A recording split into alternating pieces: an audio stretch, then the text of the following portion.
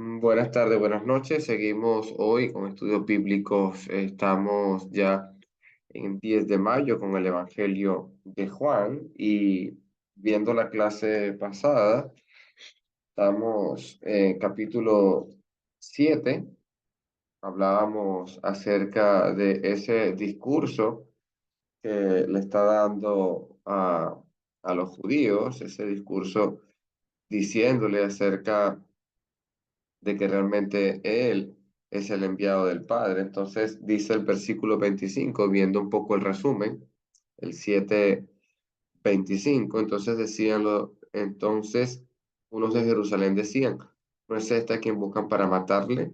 Pues mira, habla públicamente y no dicen nada. Habrán reconocido en verdad los gobernantes que este es el Cristo. Entonces sabemos, pero sabemos de dónde es, mas cuando venga el Cristo, nadie sabrá de dónde sea. Estamos hablando de que buscan para matarle porque ha sanado, como dice el verso 23, o se enojáis en la segunda parte dice Jesús en forma de pregunta, o se enojáis conmigo porque en el día de reposo sanó completamente un hombre. Entonces, en el verso 25 buscan entonces en Jerusalén al que buscan para matar y lo encuentran ya a la mitad de la fiesta de los tabernáculos que él empieza a hablar y a predicar y a anunciar su voluntad. Dice el 28, entonces enseñando en el templo alzó la voz y dijo, a mí me conocéis y sabéis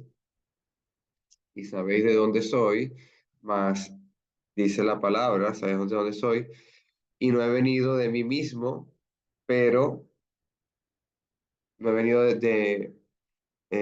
no he venido de mí mismo, pero el que me envió es verdadero y quien de vosotros no conocéis, pero yo le conozco porque procedo de él y él me envió. Entonces estamos hablando de que Jesús siempre un mensaje eh, explicando que realmente él era el Hijo de Dios, que él procedía del Padre, que él realmente le conoce. Y es una gran verdad que nosotros tenemos que entender de Jesús, que Él conoce al Padre y en este caso, en esta multitud, no le conocían, ni siquiera reconocían que Él era el Mesías, aunque estaban preguntándose que iba a aparecer repentinamente y hay unos textos que dice que aparecerá súbitamente, como leíamos en el Antiguo Testamento.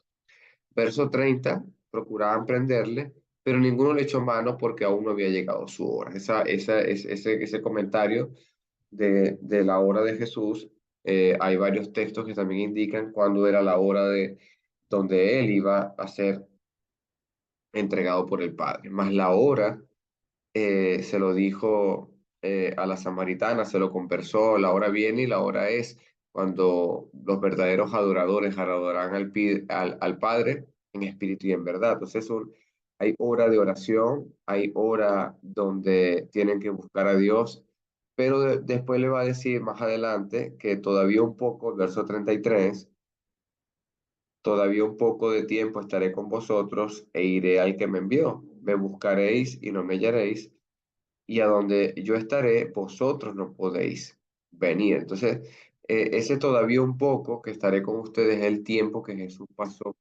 aquí en la tierra en su primera venida. Y cuando intenten de buscarlo, no lo van a hallar porque ya se habrá ido al Padre. Inclusive, eh, esas personas que trataron de buscarle cuando ya no estaba. Vemos ejemplos cómo inicia la iglesia y hay muchos que están buscando a Jesús y van a ser encontrados a través de la fe, como nosotros buscamos a Jesús, más le encontramos a través de la fe. Entonces, y hoy vamos a continuar del verso 35. Vamos a hacer la lectura bíblica, por favor. Evangelio de Juan, capítulo 7, verso 35 al 43. 35 al 43, el que lo tenga lo puede hacer la Te lectura. leo, mi hermanito. Juan Sí, 7 Juan del, 7, del 35 35 al al 43, 43, correcto. del 35. Bueno, entonces los judíos dijeron entre sí, ¿A dónde se irá este que no le hallemos? ¿Se irá a los dispersos entre los griegos y enseñará a los griegos? ¿Qué significa esto que dijo, me buscaréis y no me hallaréis, y a donde yo estaré, vosotros no podréis ir? En el último y gran día de la fiesta, Jesús se puso en pie y alzó la voz diciendo, si alguno tiene sed, venga a mí y beba. El que cree en mí, como dice la Escritura, de su interior correrán ríos de agua viva. Esto dijo del Espíritu que habían de recibir los que creyeron en él, pues aún no había venido el Espíritu Santo, porque Jesús no había sido aún glorificado. Después de entonces algunos de la multitud, oyendo esta palabra, decían, verdaderamente este es el profeta. Otros decían, este es el Cristo. Pero algunos decían, ¿de Galilea ha de venir el Cristo? ¿No dice la Escritura que del linaje de David y de la aldea de Belén y de donde era David ha de venir el Cristo? Hubo entonces disensión entre la gente a causa de él.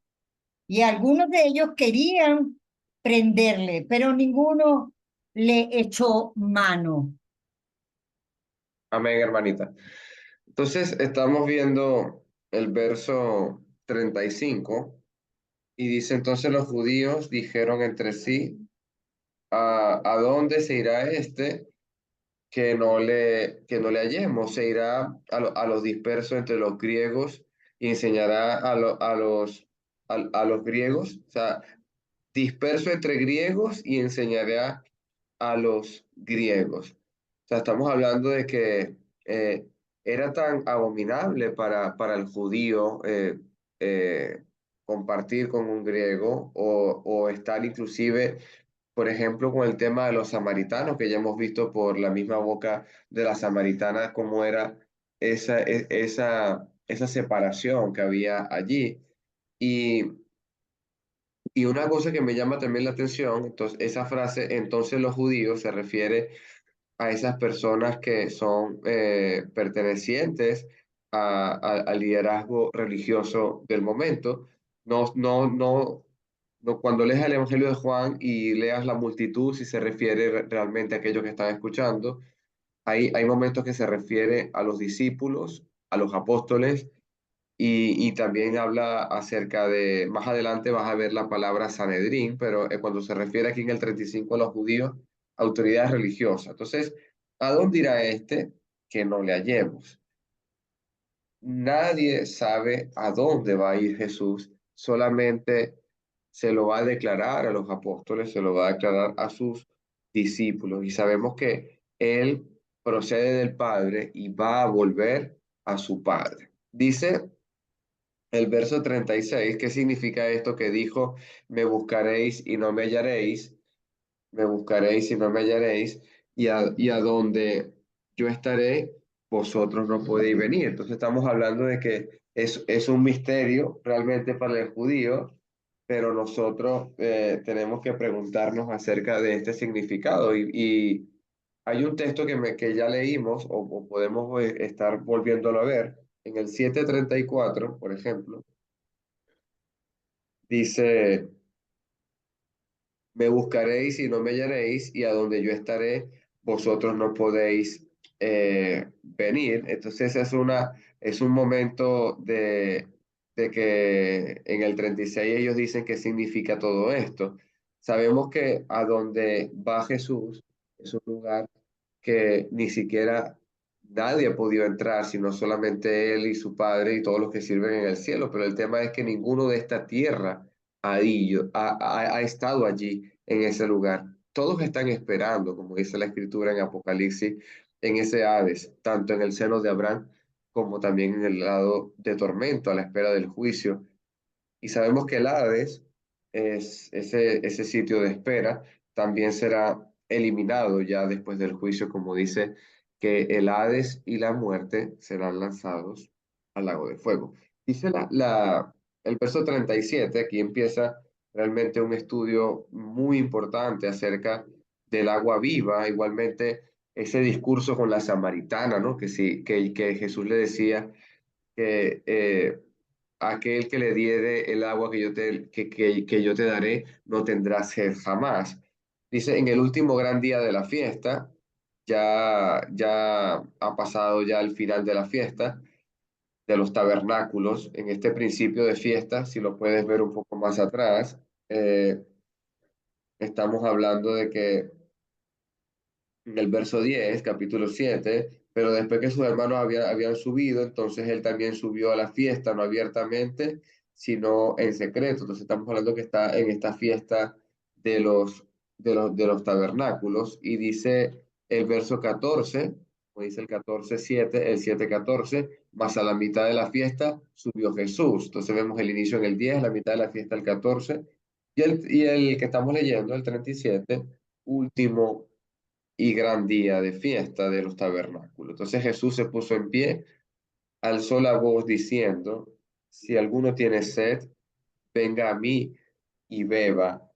Y el versículo 38, el que cree en mí, como dice la escritura, de su interior correrá agua viva. Entonces, tienes que preguntarte en qué escritura está pensando Jesús, qué está observando nuestro Señor acerca de el que dice, como dice la escritura. Si Jesús está diciendo estas palabras es porque ya fue dicho por algún profeta eso de que correrá desde su interior. Y hay varios textos que usted me va a ayudar a leer. Por ejemplo, puede ir buscando Ezequiel 47:1, por favor. Ezequiel 47:1, y otro me puede ir buscando libro de Zacarías capítulo 14:8, Ezequiel 47:1 y Zacarías 14:8. ¿Usted puede leerlo, por favor? Libro del profeta Ezequiel 47:1.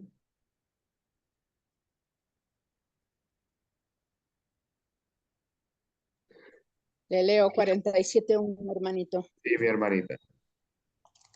La palabra de Dios nos dice, me hizo volver luego a la entrada de la casa, y he aquí aguas que salían de debajo del umbral de la casa hacia el oriente, porque la fachada de la casa estaba al oriente, y las aguas descendían de debajo hacia el lado derecho de la casa, al sur del altar.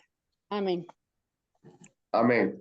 Estamos hablando de que si leemos el verso 8 ahí mismo, hermana Leli, por favor, para ver el entendimiento de estas aguas que está leyendo, que está profetizando Ezequiel. 47:8 es la explicación.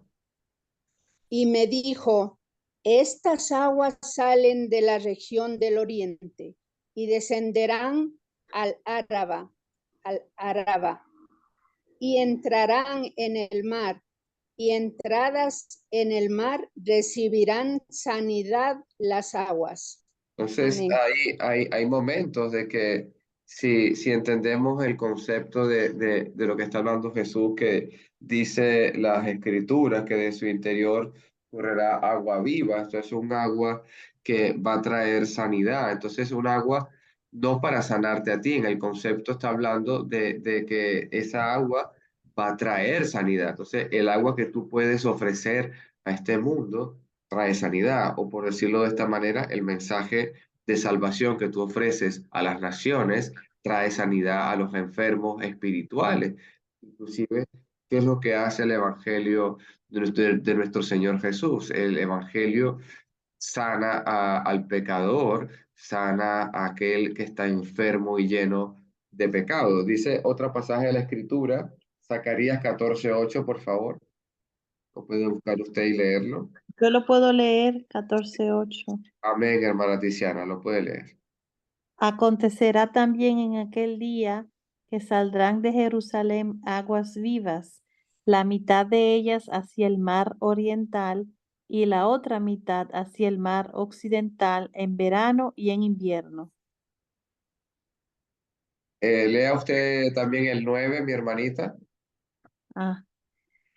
Y Jehová será rey sobre toda la tierra. En aquel día Jehová será uno y uno su nombre. Amén. Entonces Jesús está citando el Antiguo Testamento para que ellos recuerden lo que había dicho tanto el profeta Ezequiel en este caso, también como el profeta Zacarías, que inclusive el profeta que usted acaba de leer, mi hermana Zacarías, ha dicho de que del interior acontecerá que de ese interior también saldrá ríos de agua viva, como dice Jesucristo, pero en ese texto me llama la atención porque está incluyendo a todas las naciones, como dice la Gran Comisión. Está diciendo específicamente Jerusalén, allí donde fue nuestro Señor Jesús a establecer el mayor sacrificio de amor, como fue cumplido también el profeta Joel, que lo profetizó.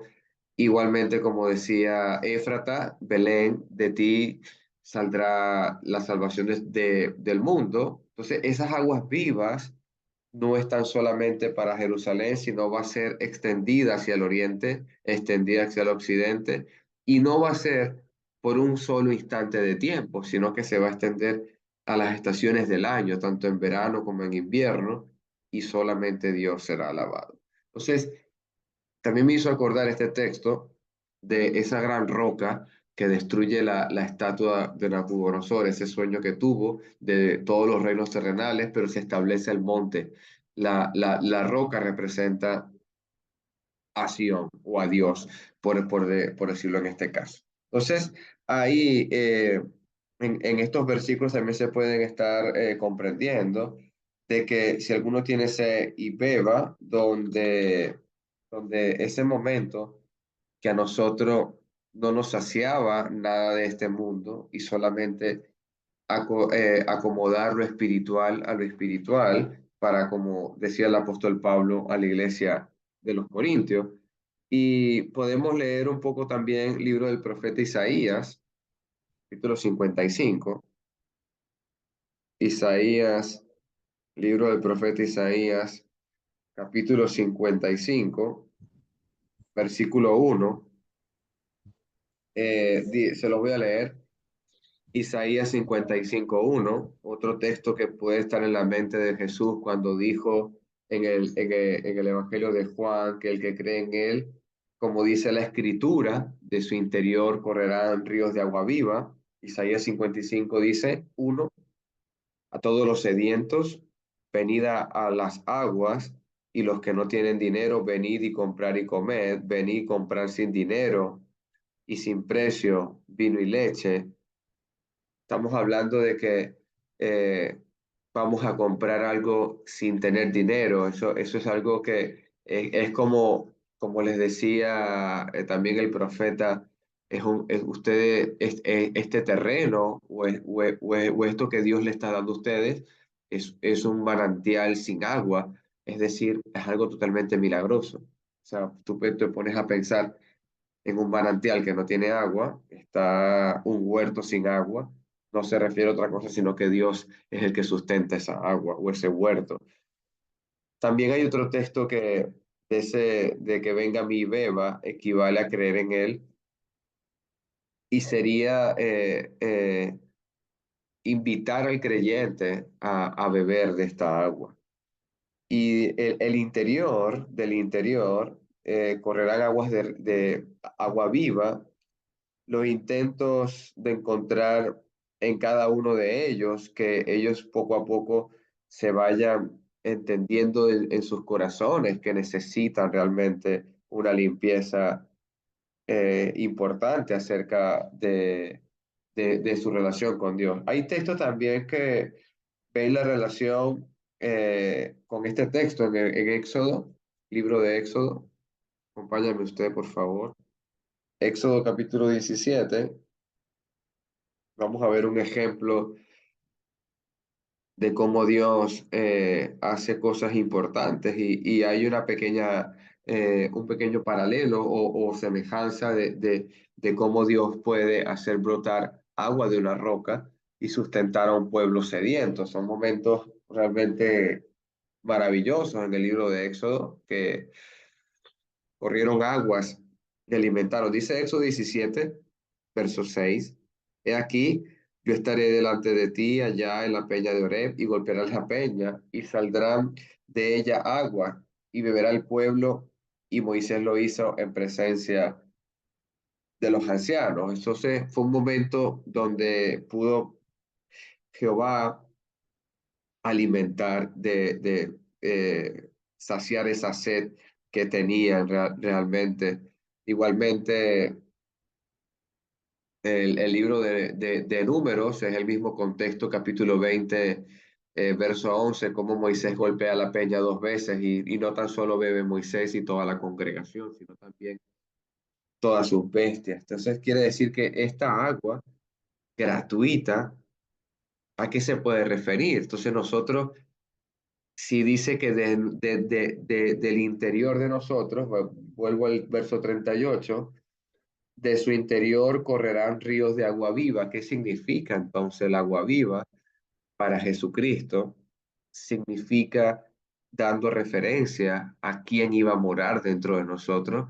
Si tú decides creer en Jesús y bautizarte para el perdón de tus pecados y arrepentirte, viene a morar en ti el Espíritu Santo y el Espíritu Santo es fuente inagotable de vida y de esta forma correrán dentro de ti ríos de agua viva y tú podrás compartir esa agua que es el Evangelio de nuestro Señor Jesús a través del Espíritu Santo. Verso 39. Esto dijo del Espíritu. Fíjate cómo dice ya el contexto, Jesús explicando, o el apóstol Juan explicando lo que quiere decir también Jesucristo en el 38.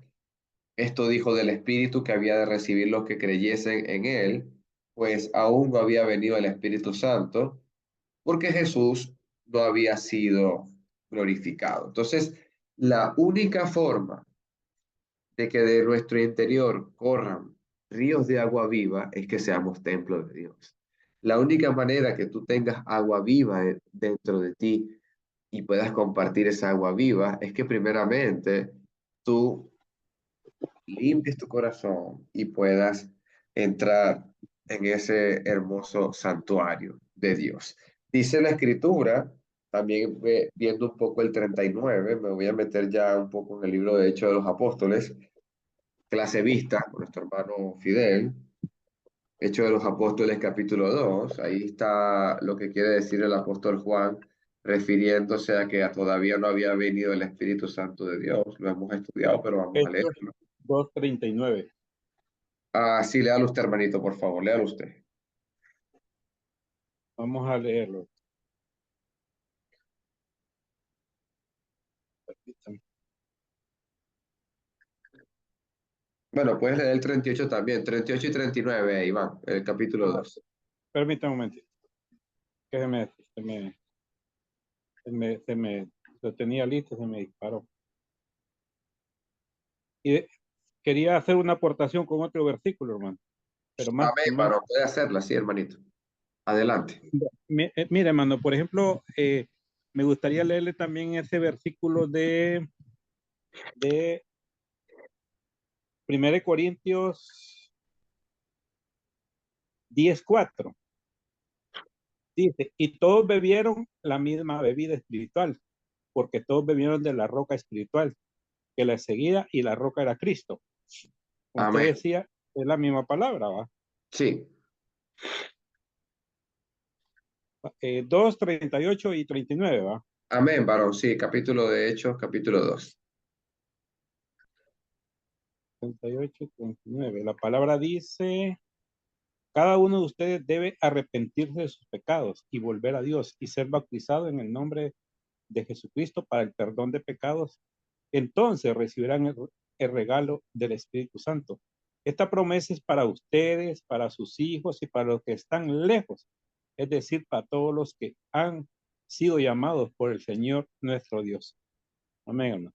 Amén, hermanito Iván, gracias, hermanito. Entonces, vemos aquí cómo dice, estamos estudiando capítulo 7 de Juan y viendo el verso 39, que el Espíritu que habían de recibir los que creyesen en él, refiriéndose en el 38, el que si tiene sed venga a mí y beba, el que cree en mí, como dice la escritura, de su interior correrán ríos de agua viva. Entonces, para que corran ríos de agua viva, no es sino que tú tienes que arrepentirte, como dice capítulo 2 de Hechos 39, para que puedas recibir el Espíritu Santo. Y dice el apóstol Juan que en ese río de agua viva, el verso 39, esto dijo del Espíritu que habían de recibir. Está refiriéndose nada más a el agua propia de Dios, el agua que yo te daré, no vas a tener sed jamás. Si tú crees en mí, mujer samaritana,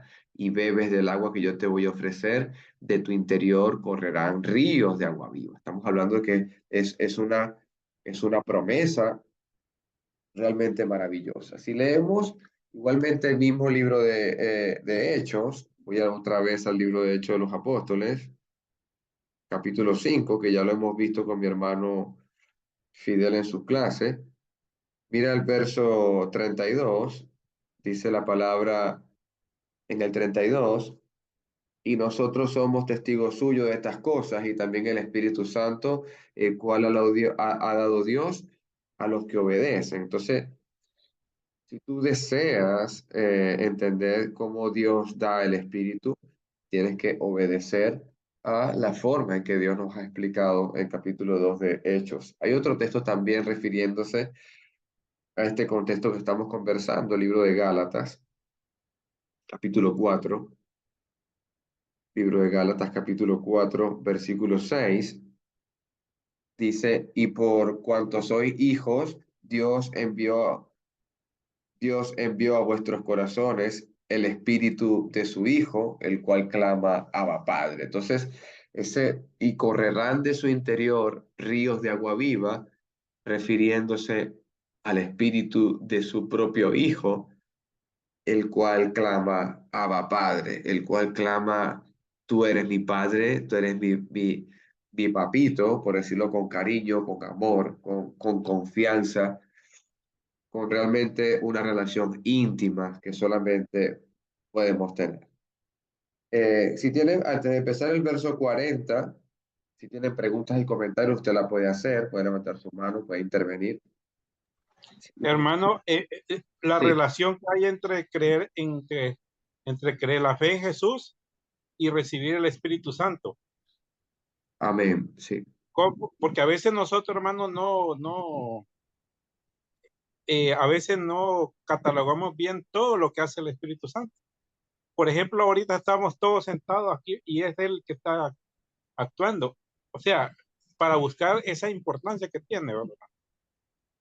correcto, sí. Inclusive es el Espíritu Santo o el llamado en el Evangelio de Juan también el Consolador, como lo dice en Juan 14, cuando él dice, no los dejaré huérfanos, yo rogaré al Padre y el Padre os enviará a un Consolador, o sea, es decir, el que los va a guiar, el que los va a mantener y esa promesa yo estaré con vosotros todos los días hasta el fin del mundo es también reflejado en el Evangelio de Juan capítulo 14 cuando la palabra en plural dice vendremos y haremos moradas en él. O sea, aquel realmente que reciba a Dios o quiere proceder a que de su interior brote o fluya agua viva, no tan solo se está refiriendo al Espíritu Santo de Dios, se está refiriendo a la Trinidad entera morando entre nosotros, porque estamos hablando de que eso es una promesa de que vendremos a Él y haremos morada con Él. Por eso es que Jesús decía,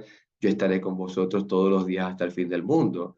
Inclusive hay momentos que también Jesús les dice, no creéis que yo soy en el Padre y el Padre en mí. O sea, estamos hablando que ellos son a la verdad, también son uno, igualmente el Espíritu Santo. Dice otro comentario de que esa parte de que será, aún no había sido glorificado, vamos a escudriñar un poco esta parte. Ya hemos visto bien acerca del Espíritu Santo, que es el que realmente tiene el agua viva y que si lo recibimos, si nosotros nos arrepentimos, como dice Hechos capítulo 2, 38 y 39, de nuestro interior correrán a ríos de agua viva. Y ese mismo contexto de que la hora viene y ahora es cuando los verdaderos adoradores adoran en espíritu y en verdad. Tiene que ver con el arrepentimiento, con recibir a Jesús y ese en verdad y en espíritu. O sea, estamos hablando de que desde nuestro corazón que está habitando el Espíritu Santo de Dios.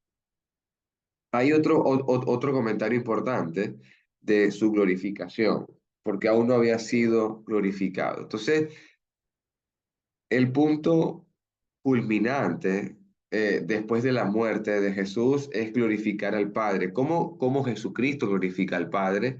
Lo glorifica a través de una sepultura, porque fue a la muerte por obediencia al Padre, lo está glorificando en obediencia, y el Hijo es glorificado por su Padre ya al lado contrario, cuando lo levanta de los muertos en la resurrección.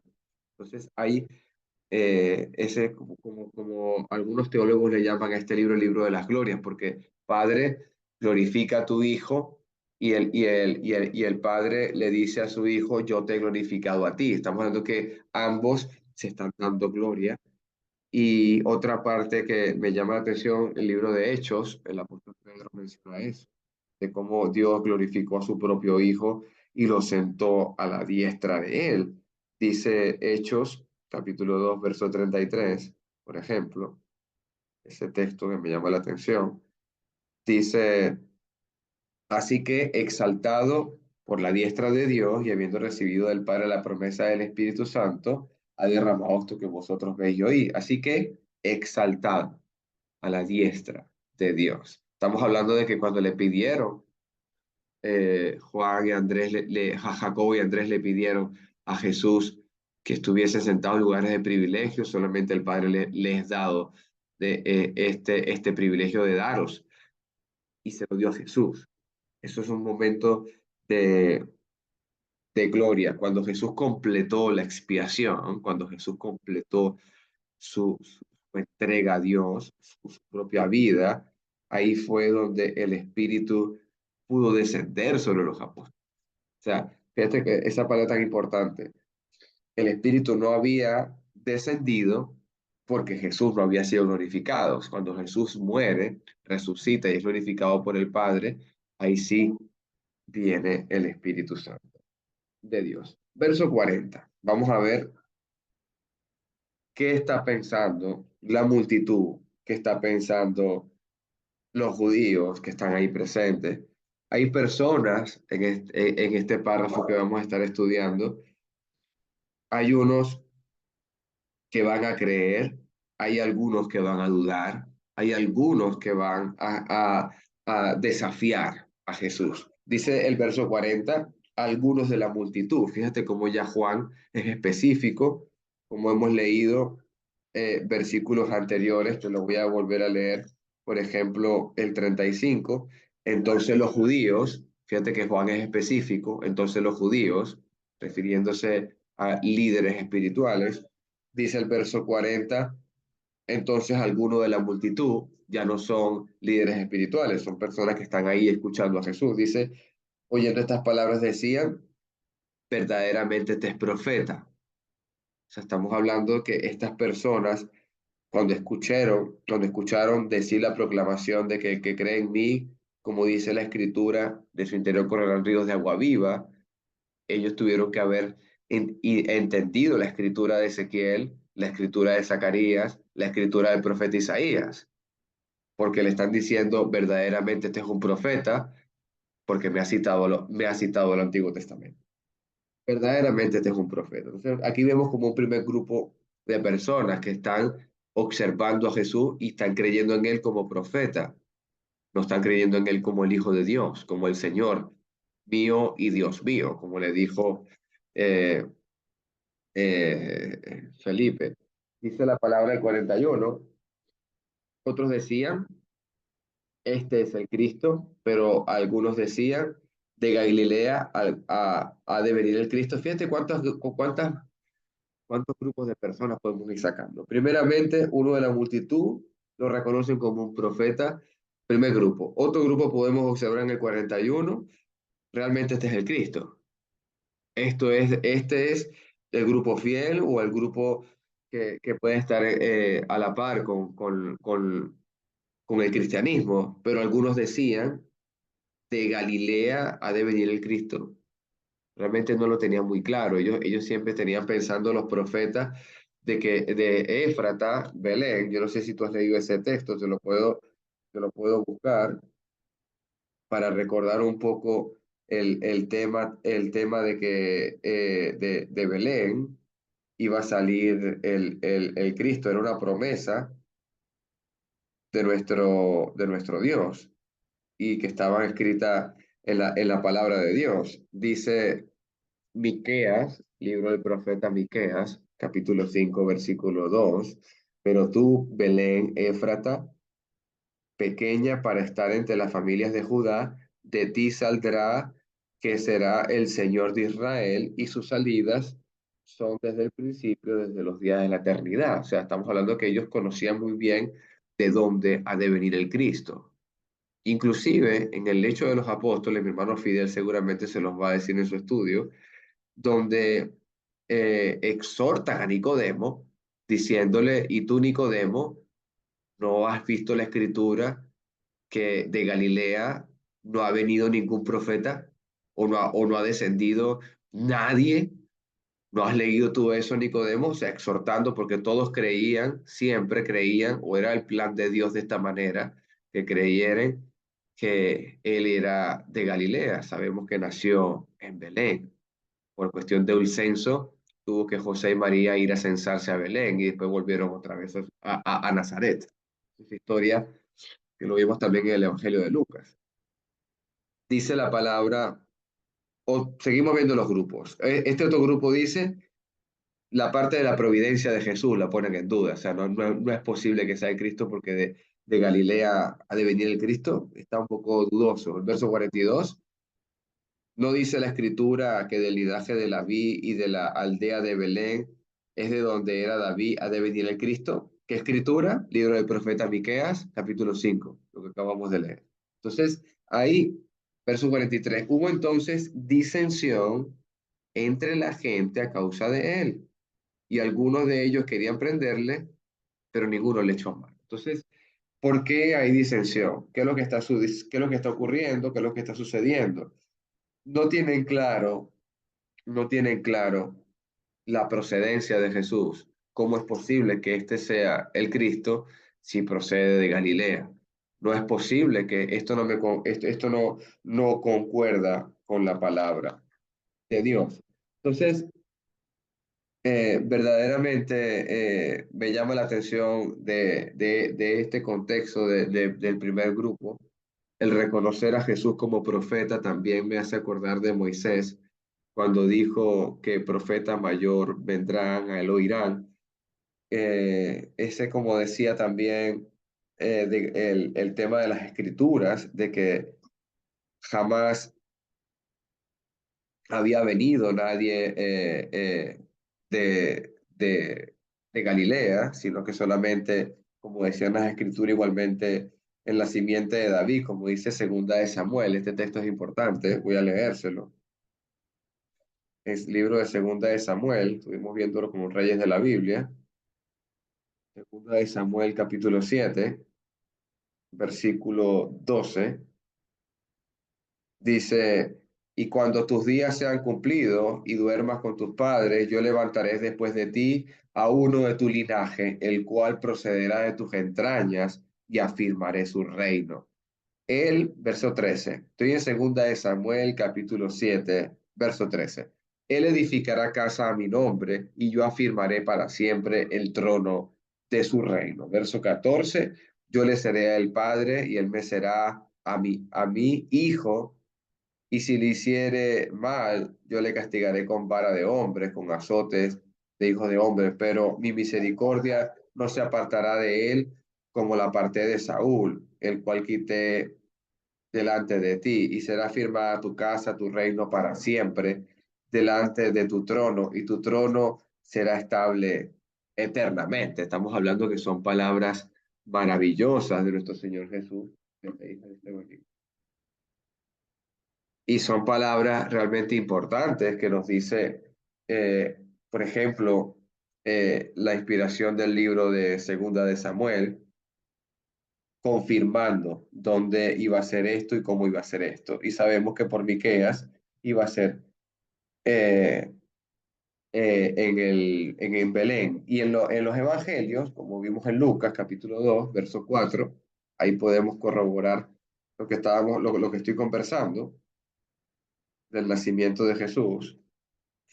Capítulo 2 verso 4, y José subió a Galilea, subió de Galilea a la ciudad de Nazaret, a Judea, a la ciudad de David, que se llama Belén, por cuanto era de la casa de la familia de David. Verso 5 fue empadronado, y verso 6 vemos que se cumplió los días del alumbramiento, y verso 7 dio a luz al niño en Belén. Entonces, cumplimiento profético.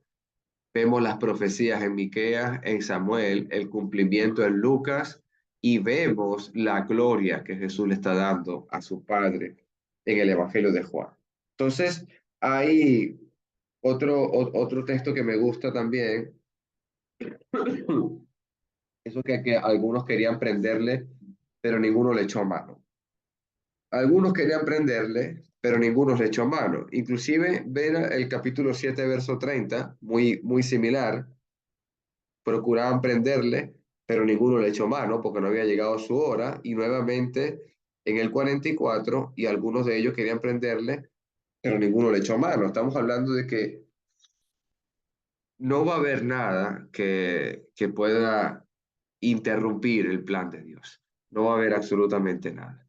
No existe hombre alguno que pueda entrometerse en las cosas de Dios. La clase de ayer, en el resumen, hablábamos de Gamaliel, cómo Gamaliel le dijo que ese tal Teudas o ese Judas el Galileo, que se levantaron esas sectas y a la final se disolvieron, y Gamaliel da un buen consejo, que cuidado no sea que no se encuentren vosotros peleando contra el mismísimo Dios. Y efectivamente era el mismo pueblo de Dios con Pedro y Juan. Y en este caso, cuando dice ese texto, me llama la atención también, y me hizo acordar del estudio de Fidel de ayer, porque algunos de los que querían prenderle, pero ninguno le echó mano. O sea, estamos hablando de que no hay nada que pueda hacer que se cambie el plan de Dios, o que cambie, por ejemplo, la segunda venida de Jesucristo.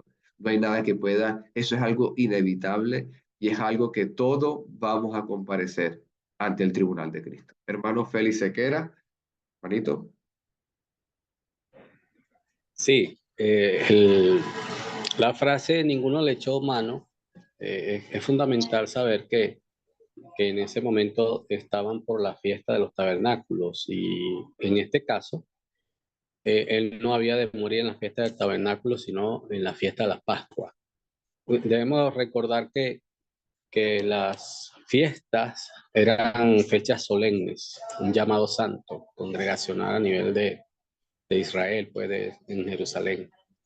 Entonces, eso es clave porque no era el cumplimiento. Pues el cumplimiento era que él debía de morir, era en la fiesta solemne de la Pascua, no en la del tabernáculo.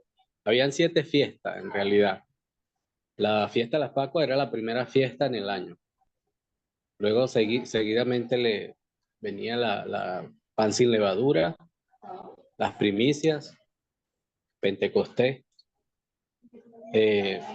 las trompetas, la expiación y los tabernáculos.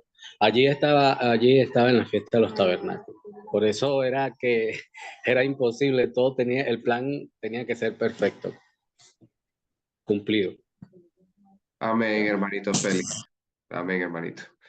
Entonces, bueno, podemos leer, no tengo mucho tiempo, pero podemos leer solamente para entender un poco la lectura, y ya lo podemos hacer breves comentarios, pero explicamos la clase que viene.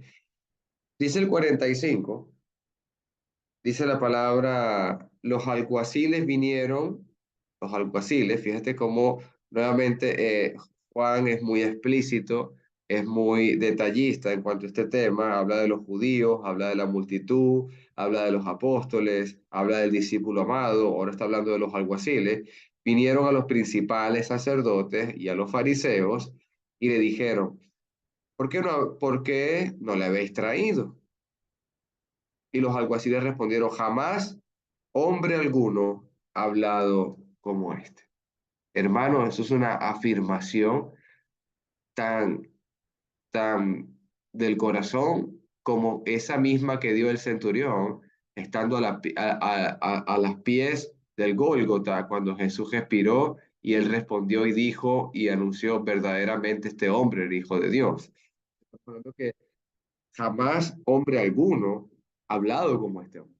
Jamás. O sea, no ha habido nadie que se haya expresado como se ha expresado el Señor Jesucristo. Estamos hablando de que eh, ni siquiera los sumos sacerdotes, ni los fariseos, ni los líderes judíos se habían expresado de esta manera, habían explicado la palabra de esta manera. Se sorprendieron también con la autoridad que hablaba, porque como dice el hermano Félix, era una fiesta solemne. Y se están sorprendiendo también que se para en pie, Jesús alza la voz y está rodeado de principales, de judíos y de fariseos y de una multitud. Y estamos hablando que él tiene un denuedo, él tiene realmente una autoridad y una seguridad con lo que está diciendo. Jamás se había escuchado hablar a alguien así. Punto. También, fíjate cómo Jesucristo demuestra autoridad, demuestra tenacidad en lo que dice, pero inmediatamente con una invitación. Siempre Jesucristo no desaprovecha el momento y dice, alzando la voz, yo soy el Padre y el Padre es en mí, como se lo está diciendo en el verso 28. Mira lo que dice el 28. A mí me conocéis y sabéis que donde soy. Yo no he venido de mí mismo, pero el que me envió es verdadero y a quien vosotros no conocéis, pero yo le conozco porque él procedo del que me envió. Y dice más adelante, en el verso 38, el que cree en mí, como dice la escritura, de su interior correrán ríos de agua viva, o sea, con mucha autoridad, pero también con una invitación a salvar al pecador, con una invitación a rescatar al enfermo, con una invitación a sanar el corazón del hombre. Eso es lo que tenemos que siempre aprovechar nosotros. Con autoridad anunciamos la palabra, pero también con una invitación a rescatar al enfermo, a también con una invitación a restaurar el corazón del pecador. No tan solo señalar el pecado, no tan solo exhortarlo y ponerlo a la luz, también buscar la forma, como se lo dijo Jesucristo a la pecadora. El sermón de mi hermano el domingo, Roberto Linares, habló acerca de la mujer pecadora y de Simón el fariseo. Aunque Simón el fariseo tenía 50 denarios de deuda y la otra tenía 500 denarios de deuda, ambos no se pueden pagar. Y Jesús le hace la invitación, ella le ha sido pecado, ella le ha sido pecado, sí, pero vete y no peques más. Ella ha pecado mucho, sí, pero vete y no peques más. La invitación, hermano Félix, por favor. Sí. Otro aspecto importante cuando dice en el versículo 37, volviendo aquí al 37, en el último y gran día de la fiesta. Ustedes saben que la fiesta de los tabernáculos eran 7 días. En el último día hacían una ceremonia que la hacían prácticamente cerca de una fuente de agua. Y Jesús toma la ocasión para que ellos recuerden la profecía, como usted decía, hermano. En el último y gran día ellos pedían la bendición para que Dios se encargara de que regara las cosechas en el año que venía, en el año, digamos, en el nuevo año, pues porque esta era la última fiesta. Y bueno, en esa fuente se solicitaba la bendición de Dios con un acto, con agua, una fuente de agua que representaba agua corriente, agua, a lo que ellos llamaban agua de vida. Y Jesús toma la ocasión y hace el llamado y para mí, ellos sabían de qué profecía estaba hablando Jesús allí. Isaías 12:3, por ejemplo. Recordemos que ellos están enfocados en que en esos tiempos iba a venir el Salvador, el Libertador. Y en Isaías 12:3 podemos observar allí, podemos analizar que también hay una profecía, no sé si usted la citó porque se me ha cortado el internet, tengo dificultad. Pero aquí en el 12:3 dice, sacaréis con gozo agua de las fuentes de la salvación. Tenemos la fuente de la salvación, que es nuestro Señor Jesucristo. Amén, gracias hermanito. Ya voy a hacer una pequeña conclusión ya para dejar el tema, porque ya estamos recta final.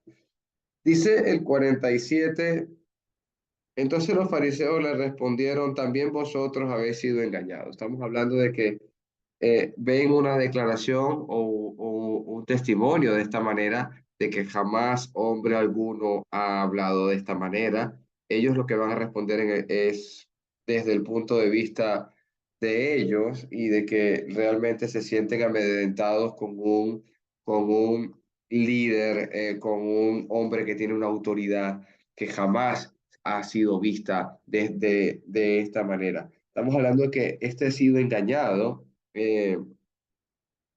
Mira el 7:48. Quiero mostrarte algo en el 48.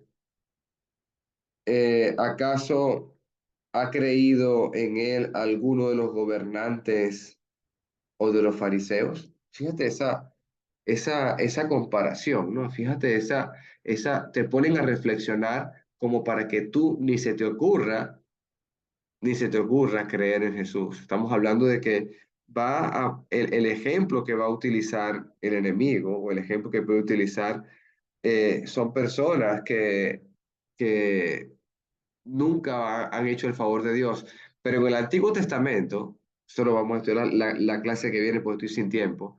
En el Antiguo Testamento, Ciro, el persa, Ciro, rey persa, un griego, un pagano, lo utilizó Dios como el pastor de Israel.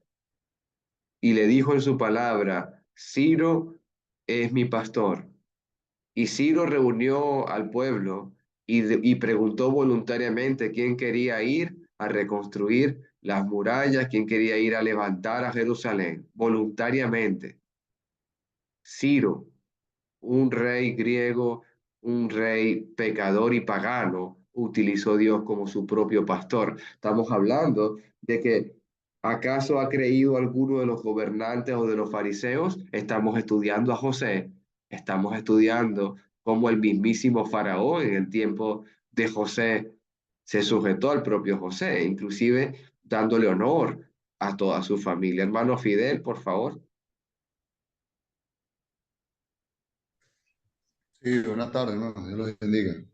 Sí, en estos últimos versículos, Alejandro, vemos acá lo que se veía ayer, el temor, ¿no? Este gran temor que había entre los que iban a aprender a los discípulos y los que estaban aprendiendo a Jesús. El caso de acá es que ni siquiera esta gente que tenían poder, por supuesto, los alguaciles, cuando vemos acá el verso 44, dice, algunos de ellos querían prenderle, pero ninguno le echó mano. Eso también fue porque Jesús ya tenía seguidores y no pocos, ya tenía muchos seguidores. Aparte de eso, se les veía la cara a quienes, únicamente aquí nos dicen los principales sacerdotes y los fariseos, le dijeron, ¿por qué no lo trajeron? Y ellos le dijeron en el 46, es que ningún hombre había hablado como este, o sea, ni siquiera, o sea, con solo hablar Jesús, ya infringía temor y, por supuesto nadie hablaba como Jesús. Dice acá, los alguaciles respondieron, jamás hombre alguno ha hablado como este. Imagínate lo que hablaba, vamos a imaginar lo que hablaba Jesús, cómo hablaba Jesús, para que estas personas no tenían la autoridad de hacerlo, tenían el poder de hacerlo, tenían la dirección de hacerlo, pero este hombre con solo hablar, él, Jesús no tenía un ejército detrás de él, no tenía alguien que lo defendiera, pero con solo hablar, ya estas personas incluso ya estaban creyendo. Amén, hermanito. Amén, así es. Entonces, ¿acaso ha creído alguno de los gobernantes o de los fariseos? Y yo te voy a responder algo, citando dos pequeños ejemplos. Uno lo tenemos a continuación, en el verso 50. Vamos a ver a Nicodemo. No es un gobernante, pero es un principal entre los judíos. ¿Y quién se te viene a la mente, fariseo de fariseo, instruido bajo los pies de Gamaliel? ¿Ha creído algún fariseo entre nosotros? Cosas como esas van a ver en la iglesia primitiva.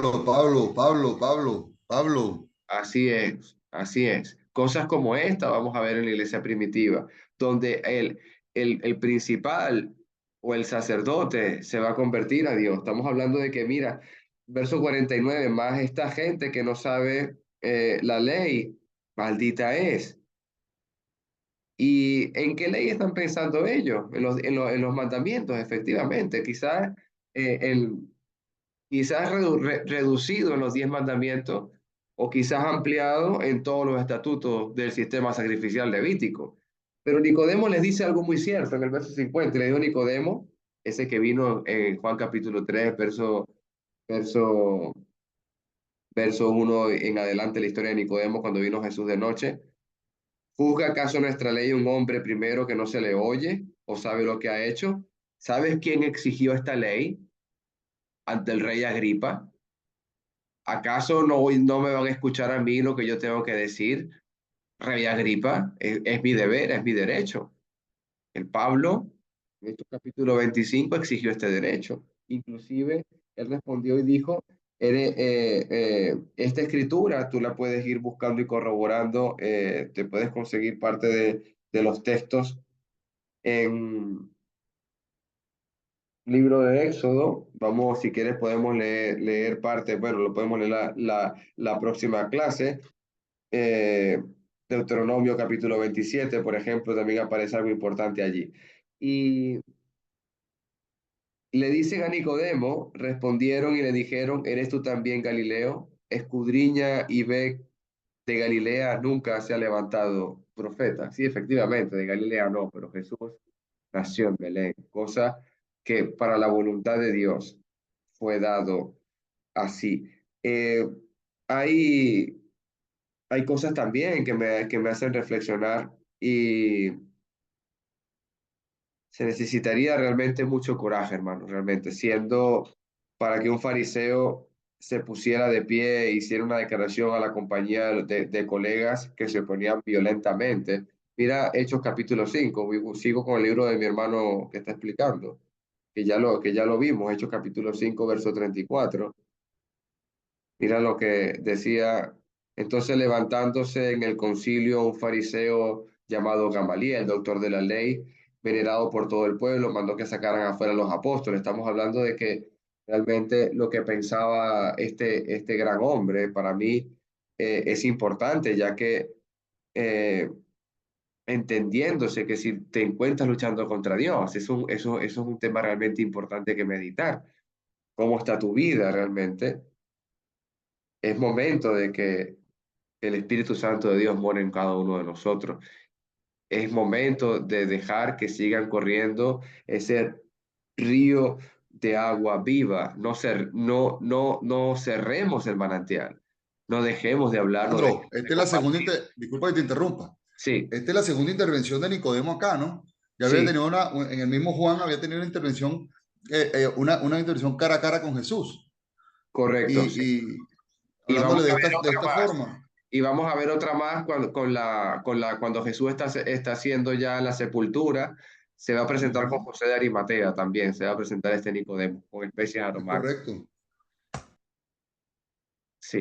Entonces, como para concluir y terminar, esto es realmente importante, el agua viva en nosotros, refiriéndose que no dejemos de compartir esta agua, no dejemos ya la tenemos dentro de nosotros. Tenemos el tesoro en vasos de barro, dice la Escritura. No dejemos de compartirlo, no dejemos de que sigan a nuestro alrededor gentes con sed, por ejemplo. Todo el que tenga sed y beba, yo le daré, dice la palabra de Dios. Y desde dentro, una vez que Jesús te da, desde dentro empiezan a correr ríos de agua viva. Dios me los bendiga, hermanito. Dios me los guarde. Continuamos la siguiente clase. Vamos a seguir escudriñando un poco más este pasaje de que nunca ha hablado un hombre así. Esto vamos a escudriñarlo un poquito más y vamos a sacarle aún más provecho. Preguntas, comentarios y ya hemos terminado, hermanitos. El primer comentario, el último comentario que hago yo es sobre, o sea, esta sed, man. No dejemos que la sed que tengamos, si ya siendo cristianos, nos opaque ni tampoco nos sofoque, porque nosotros no debemos dejar nunca de tomar esta agua viva, nunca. Nosotros tenemos que mantener esa agua en nuestro cuerpo, en nuestra alma, en nuestro espíritu. Esa agua tiene que estar allí, fluyendo. Es importante porque muchas veces queremos sustituir esta agua por otro líquido. Y ese otro líquido es el adversario del Señor. Amén, amén, así es. Hermano Agustín. Buenas tardes, hermanos. Dios los bendiga. Amén. ¿Cómo están? Todo bien. Llegué tarde, hermano. Pues estaba en el trabajo, se fue la luz por allá. Aquí tampoco tenemos luz en la casa, pero pues tengo un inverter que me montó un hermanito que antes dice para España, me hizo el favor. Muy Tengo bien. luz aquí. Pero bueno, bien chévere. Bueno, Bueno, hermanitos. Bien. sacando agua viva. Porque entendemos que es agua viva. El agua viva era el agua que no era estancada, el agua viva. Normalmente los pozos los hacían profundos y no era agua que simplemente se llenaba con lluvia, sino que era agua que corría en ríos subterráneos. Esa agua viva no solamente servía para tomar, era pura para tomar, que se usaba para la purificación de los sacerdotes en el templo. Cuando ellos se lavaban en el templo para la purificación, ellos utilizaban agua estancada, ellos utilizaban agua viva, era agua que estaba corriendo, siempre estaba corriendo y era la acción. Pues, hablo de nosotros como agua, de nosotros va a fluir esa agua viva, porque es agua física que va a purificar, ¿verdad? Chao, hasta luego. Dios los bendiga, hermanos. Amén. No, estaba despidiéndome un señor que está saliendo ahorita. Okay. Amén, amén. Bueno, hermanitos. Mira, feliz de nada. Quería despedirme con Mateo capítulo 6, Mateo 5, versículo 6. Aventurados los que tienen hambre y sed de justicia, ¿no? Ayer estábamos hablando sobre el hambre y hoy estamos hablando de la sed. Dos cosas vitales. Somos bienaventurados. Amén, amén, amén. Gracias, hermanito. Bueno, si ya hemos terminado, vamos a parar aquí, vamos a despedirnos en oración.